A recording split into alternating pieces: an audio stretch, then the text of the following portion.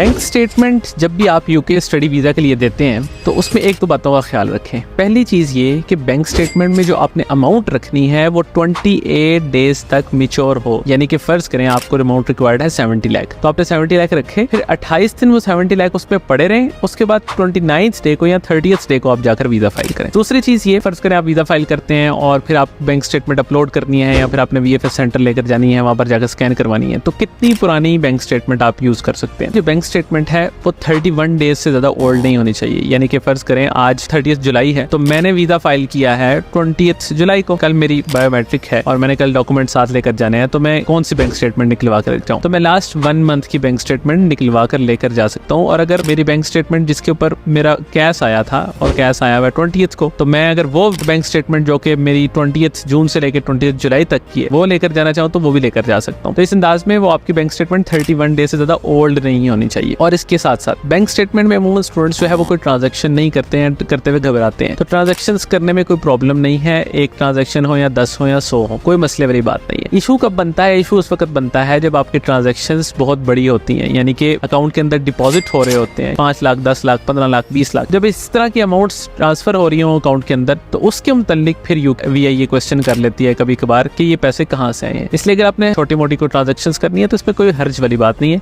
आप कर सकते हैं।